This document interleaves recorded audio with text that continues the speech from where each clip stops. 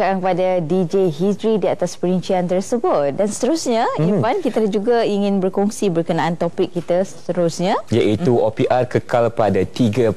Dan untuk kita berkongsi dengan anda semua, kita akan bersama dengan dua tetamu melalui Google Meet. Yang pertama, kita bersama dengan Profesor Madya Dr. Nordin Khalid, iaitu pensyarah kanan Fakulti Ekonomi dan Pengurusan Universiti Kebangsaan Malaysia. Assalamualaikum, Doktor. Selamat pagi. Waalaikumsalam warahmatullahi wabarakatuh. Sihat ya? Alhamdulillah. Okey. Dan tetamu yang kedua, kita bersama dengan Tuan Muhammad Muazzam Muhammad, itu Presiden Persatuan Perbankan dan Institusi Kewangan Islam Malaysia AIBIM, dan juga merupakan Ketua Pegawai Eksekutif Kumpulan Bank Islam Malaysia Berhad. Assalamualaikum Tuan Muazzam, selamat pagi. Waalaikumsalam, selamat pagi. Terima kasih mengundang saya ke sini. Okey, hari ini kita akan berbincang mengenai keadaan ekonomi sekarang, iaitu apabila BNM telah mengumumkan OPR kekal pada kadar 3%. Jadi kepada Tuan Muazzam sendiri, kita nak melihat kepada rasional di sebalik pendirian yang telah diambil oleh BNM sendiri. Jadi apakah yang boleh kita fahami tentang keadaan ini yang telah diambil oleh jawatan kuasa Dasar Monetary Bank Negara pada semalam? Okey, terima kasih. Jadi kalau kita lihat pendirian Bank Negara dalam menentukan dasar monetary dan OPR ini sebenarnya tidak pernah berubah. Iaitu pertama, bagi memastikan pertumbuhan ekonomi yang mampan dan seimbang, dan kedua, memastikan kadar inflasi kita kekal rendah dan stabil. Jadi keputusan yang dibuat oleh Bank Negara semalam sentiasa bersifat memandang ke hadapan dan berdasarkan kepada pelbagai data. Contohnya pergerakan indeks harga pengguna, pertumbuhan KDNK, peningkatan aktiviti ekonomi, kadar pengangguran dan sebagainya. Jadi jawatan kuasa dasar monetary BNM ini, mereka bersidang sekurang-kurangnya 6 kali setahun ya. Jadi keputusan sama ada nak naik ataupun turun ataupun kekalkan OPR ini mengambil kira persekitaran di dalam dan juga di luar negara. Jadi kalau luar negara tu antara faktornya yang kena pasti adalah seperti sekarang ini konflik yang sekarang ini masih lagi berterusan di Ukraine, keadaan pemulihan ekonomi China yang perlahan dan juga kadar inflasi global. Jadi pada kadar OPR yang sekarang ini dikekalkan pada 3% ini, seperti yang dinyatakan juga oleh Kementerian Keuangan semalam saya percaya dasar monetary yang ditentukan oleh negara ini kekal akomodatif untuk menyokong pertumbuhan ekonomi menuju ke hadapan. Jadi bagi kami sebagai institusi perbankan, yang sebenarnya peranan kami adalah sebagai pengantara untuk membantu pelanggan yang menyimpan dan juga pelanggan yang mendapatkan pembiayaan, kami kekal bersedia untuk menjadi pemangkin untuk memastikan ekonomi berkembang secara mampan dan stabil. Baik, Dr. Nordin, bila kita bercakap seperti yang Irfan kongsikan tadi iaitu bahawasanya kita maklum BNM mengekalkan OPR pada kadar 3%, dan apa antara impaknya kepada kumpulan yang mudah terjejas ketika ini? Seperti mana kita tahu pastinya akan ada memberi kenaikan kepada loan antaranya loan rumah sebagainya. Dr. Nordin, silakan. Okey, terima kasih Raja Sofia atas soalan tersebut.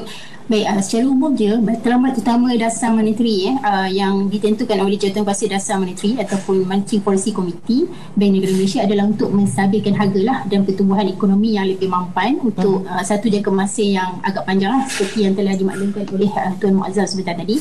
Jadi MPC ni akan mengambil kira pelbagai aspek dalam jangka masa panjang, termasuklah prospek pasaran pekerjaan. Jadi sebenarnya seperti yang telah diumumkan petang semalam, BNM telah mengekalkan OPR pada kadar 3%, yang mana selaras dengan inflasi keseluruhan dan juga teras yang semakin menyedana lah. Dan keadaan ini sudah pasti memberi sedikit kelegaan kepada kumpulan yang terjejas akibat daripada penambahan bayaran pinjaman yang kita dapati sebelum ni. OPR telah naik beberapa kali kalau kita lihat kadar sekarang 3% berbanding dengan zaman semasa pandemik iaitu sebesar 1.75% lah. Jadi walaupun kadar ni tetap kekal, tapi pada pandangan saya kesan tersebut masih lagi agak fragile lah kepada peminjam. Jadi bagi peminjam yang berkadaran tetap yang menghubungi kira-kira lebih kurang 55% adalah daripada kumpulan golongan berpendapatan rendah. Jadi bayaran balik itu akan terjejas lah. Manakala bagi pinjaman yang berkadar terapung, bayaran balik pinjaman secara amnya akan meningkat. Jadi khususnya kadar pinjaman runcit akan meningkat pada jumlah yang sama dengan peningkatan OPR tadi. Jadi perlu kita tegaskan yang golongan peminjam tadi masih menghadapi kesukaran juga akibat kenaikan jumlah ansuran pinjaman sebelum-sebelum ni. Namun beberapa insentif telah dibuat oleh kerajaan yang mana kerajaan komited membantu peminjam yang memerlukan bantuan, antaranya menggalakkan institusi kewangan masing-masing untuk mengatur semula pinjaman yang bersesuaian dengan keadaan mereka lah. Dan bagi kumpulan yang berpendapatan rendah ataupun sektor perniagaan yang belum pulih sepenuhnya daripada pandemik, pelbagai program telah tersedia kepada mereka. Jadi saya rasa ini memberi sedikit kelegaan kepada mereka lah. Okey, terima kasih Dr. Nolin. Ya, kita bercakap mengenai kumpulan yang mudah terjejas tadi. Bagaimanapun mereka masih mengalami kesukaran yang sama, tapi insentif telah diberikan oleh kerajaan untuk membantu mereka menghadapi masalah ini. Dan berbalik kepada Tuan Muazzam sendiri, bagaimana rakyat Malaysia untuk memahami tentang senario ekonomi kita yang berada dalam keadaan yang baik melalui penetapan kadar OPR pada 3% ini? Okey, jadi kalau kita merujuk balik kepada pernyataan dasar moneteri yang dikeluarkan oleh Bank Negara semalam, keputusan OPR yang ini yang dikekalkan pada 3% ini dibuat adalah berdasarkan kepada beberapa faktor yang kita boleh ambil maklum di sini. Yang pertama, pertumbuhan ekonomi negara yang berterusan dipacu oleh kadar pengangguran yang rendah dan juga pendapatan isi rumah yang baik. Jadi secara langsung akan dapat membantu menampung perbelanjaan domestik dalam negara. Juga dari segi peningkatan ketibaan pelancong yang sekarang ini memacu aktiviti perniagaan bagi syarikat-syarikat tempatan. Dan juga pelaksanaan projek mega serta projek kerajaan yang terus berjalan lancar dan ia juga memangkin kegiatan ekonomi negara. Terdapat permintaan pinjaman pembiayaan yang kekal, sihat, dan juga apa yang kita boleh ambil kira di sini adalah kadar inflasi yang semakin terkawal walaupun masih tinggi kerana ia disebabkan oleh faktor permintaan dan juga kos. Jadi ini adalah beberapa yang kita boleh ambil kira lah dalam keadaan persekitaran sekarang. Baik, Dr. Nolin, tadi Tuan Muazzam ada menyentuh tentang trend inflasi dan kalau boleh kita kongsikan juga, ia bukanlah memberi kesan kepada Malaysia saja, malah ianya secara global. Dan bagaimanakah sebenarnya untuk antara cara yang paling efektif untuk menangani kos sara hidup yang tinggi ketika ini, Dr. Nolin? Silakan. Okey, bagi menjawab soalan tersebut mungkin kita boleh bagikan kepada dua situasi lah. Satu jangka pendek dan satu lagi jangka panjang lah. Jadi dalam jangka masa pendek sudah pasti cara yang paling efektif untuk menangani kos sara hidup adalah dengan memberikan bantuan secara langsung lah kepada golongan yang terjejas tadi. Jadi kerajaan menerusi belanjawan 2023 misalnya telah pun memperuntukkan sebanyak lebih kurang 64 bilion ringgit pelbagai subsidi bantuan insentif kepada rakyat tadi. Jadi antara bantuannya seperti kita tahu sumbangan tunai ramah yang telah memanfaatkan lebih kurang 9 juta penerima yang memakan peruntukan lebih kurang 8 bilion ringgit pada tahun 2023. Jadi pada pandangan saya, pengurusan fiskal yang lebih mampan untuk jangka masa panjang, pemberian subsidi dan bayaran tunai yang lebih tersasar perlulah dilaksanakan untuk pastikan kerajaan mempunyai kedudukan kewangan yang lebih kukuh pada masa akan datang lah. Dan kaedah yang paling berkesan untuk menangani kos sara hidup dalam jangka masa panjang sebenarnya adalah menerusi peningkatan produktiviti dengan meningkatkan penawaran kuasa beli pengguna tanpa tekanan yang tidak terlalu meningkatkan harga lah apabila diberi bantuan secara langsung tadi. Jadi aspek peningkatan produktiviti ni dapat kita lihat lah melalui elemen pengoptimuman kos atau meminimumkan kos pada kadar output yang sama ataupun dengan kos yang sama tetapi kita dapat tingkatkan pengeluaran dan perkhidmatan yang lebih berkualiti. Jadi itulah pandangan saya untuk kita kurangkan tekanan daripada kadar inflasi tadi. Baik, ada dua jenis keadaan ni yang di mana yang pertama adalah jangka masa pendek dan juga jangka masa panjang. Baik, kita nak melihat kepada situasi inflasi dengan lebih mendalam dan kepada Tuan Muazzam sendiri kita melihat situasi inflasi ini bukan sahaja dalam Malaysia tetapi juga berlaku secara global dan semakin lama semakin merisaukan. Tapi apa yang kita nak tahu, apa usaha yang dilakukan oleh BNM untuk meneliti dan juga mengawal selia bagi mengurangkan kadar inflasi dan tidak membebankan rakyat Malaysia khususnya? Ya, okey. Jadi seperti yang Dr. Nolin pun sebut, ini adalah satu fenomena global. Jadi di peringkat kita di sini bagi mengawal inflasi, Bank Negara memerlukan alat, tool yang dapat mempengaruhi permintaan dalam negeri secara langsung Ini adalah penting. Jadi inilah sebabnya kenapa Bank Negara menggunakan OPR sebagai tool itu, sebagai alat itu untuk menetapkan dasar monetary, sama seperti juga kebanyakan bank-bank pusat lain di seluruh negara.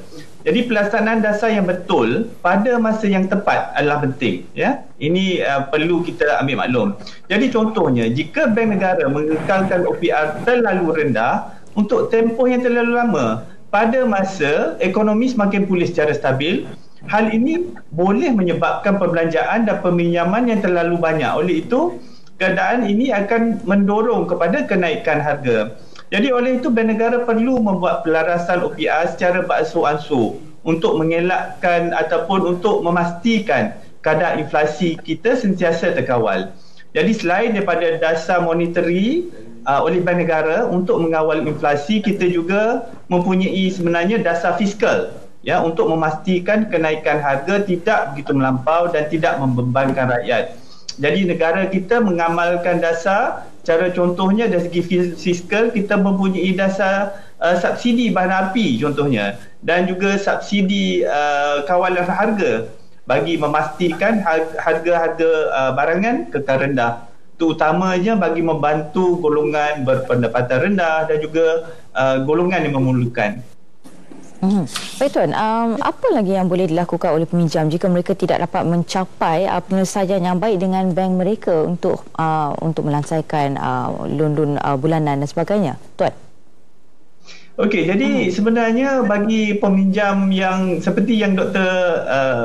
Nolly sebutkan tadi kan, dia mungkin yang akan terkesan adalah apa peminjam mempunyai pinjaman berkadar terapung. Ya, bila OPR berubah jadi monthly installment iaitu pembayaran balik bulanan mereka tu mungkin akan berubah. Kalau dia naik, maknanya monthly installment akan meningkat. Jadi bagi mana-mana peminjam yang menghadapi masalah keuangan, mereka seharusnya terus menghubungi bank, ya, dengan segera untuk memohon pelbagai kemudahan. Sebenarnya ada penstrukturan semula, ada penjadualan semula pembiayaan. Ada juga kita boleh memilih untuk mengurangkan ansuran bulanan itu sebenarnya. Jadi bank di Malaysia ini akan sentiasa bersedia untuk memberikan penjelasan, ya, tentang kesan kepada cara bayaran balik pinjaman yang dipilih itu, ya. Jadi kesan ini mungkin termasuk dalam bentuk perubahan jumlah keseluruhan pinjaman, mungkin berbentuk dalam perubahan dalam tempoh pinjaman itu yang mungkin perlu dipanjangkan, ataupun juga tambahan jumlah yang perlu dibayar balik. Jadi adalah penting, ya, pada mereka yang terkesan untuk cepat-cepat menghubungi bank masing-masing yang memang bersedia untuk membantu. Baik, terima kasih. Ya, kita boleh faham di sini pilihan di tangan peminjam sendiri. Betul? Untuk berhubung dengan institusi bank mereka untuk cara melansaikan loan-loan dengan baik. Okey, kita ingin bertanya kepada Dr. Nolly sendiri berkaitan dengan saranan, ya, kepada masyarakat Malaysia untuk sentiasa bersiap siaga bagi menepani cabaran ekonomi yang tidak menentu sekarang ini. Silakan, Doktor. Okey, ya benar, ekonomi sekarang kalau kita lihat tidak menentulah dan dijangka akan menyedana disebabkan inflasi tadi yang berlarutan serta kadar faedah yang lebih tinggi lah. Namun saya yakin semua langkah fiskal, langkah monetary seperti yang dimaklumkan oleh Tuan Muazzam tadi, kita ada beberapa langkah yang boleh dijalankan oleh kerajaan bagi membantu mengekang kadar inflasi tadi dan juga meningkatkan pertumbuhan ekonomi. Dan saya rasa semua langkah-langkah yang dibuat tu adalah yang terbaik lah untuk memberi perlindungan sewajarnya kepada kumpulan yang mudah terjejas. Jadi sasaran saya kepada semua masyarakat supaya kita mengamalkan sikap semak dahulu, sebelum percaya kepada mana-mana provokasi yang mengatakan Malaysia ni akan bankrupt, dan mengatakan ramai sangat yang tertekan dengan kos sara hidup. Jadi kita sepatutnya patut beri keyakinan lah kita sebagai pengguna, ada juga yang menjalankan perniagaan untuk mendapatkan unjuran yang lebih baik pada masa depan supaya kita dapat menggalakkan masyarakat tadi lebih banyak berbelanja dan sekaligus dapat merangsanglah gigit permintaan domestik yang akhirnya dapat menyokong pertumbuhan ekonomi. Ya. Saya. Semak sebelum percaya, semak sebelum sebar. Terima kasih diucapkan kepada Dr. Nolin dan juga Tuan Muazzam atas perkongsian berkenaan dengan topik kita iaitu OPR kekal pada 3%. Seterusnya kita akan ke mana pula? Ya, dan seterusnya kita akan ke cerita pagi Sarawak. Tapi sebelum itu kita nak kongsikan iaitu berkaitan dengan Pesta Selangau memasuki edisi ke-5 pada tahun ini. Jadi bagi tahun 2023 ia diberi nama baru iaitu Karnival Selangau. Nama dah bertukar. Nama dah bertukar dah. Karnival Selangau. Okey. Dan juga cerita pagi Sarawak hari ini kita ada perkongsian menarik daripada rakan kami yang telah pun bersedia iaitu Madelina yang telah pun bersedia untuk berkongsi berkenaan dengan Karnival Selangau 2023. Silakan.